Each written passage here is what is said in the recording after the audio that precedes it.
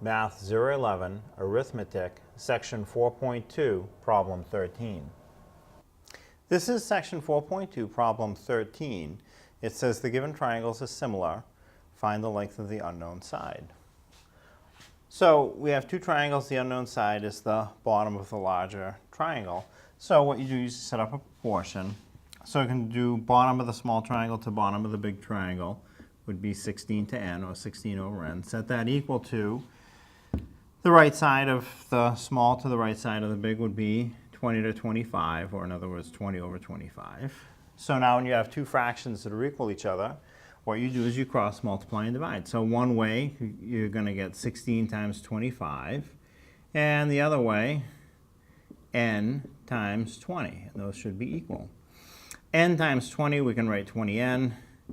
16 times 25 is fairly big. You might need to multiply that out the long way. So 25, 16, multiply. 6 times 5 is 30. Write the 0, carry the 3. 6 times 2 is 12, plus the 3 more that we carried is 15.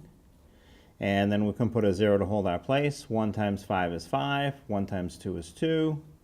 And if we add 0 plus 0 is 0. 5 plus 5 is 10. Write the 0, carry the 1. 1 plus 1 is 2, plus 2 more is 4. So 16 times 25 is 400. So we have 20n equals 400. So now what we want to do is divide the 400 by the number in front of the n. And I can see that's 20. If you don't see it easily, write it out the long way. 20 divides into 400. 20 goes into 4, it doesn't fit. 20 into 40 goes twice. 2 times 20 is 40. Subtract 40 minus 40 is 0. Bring down the next digit. 20 goes into 0, 0 times 20 is 20, 0 remainder. It goes in evenly. So I could see it easily enough. If you can't, it takes a few seconds. So the length of the unknown side is 20.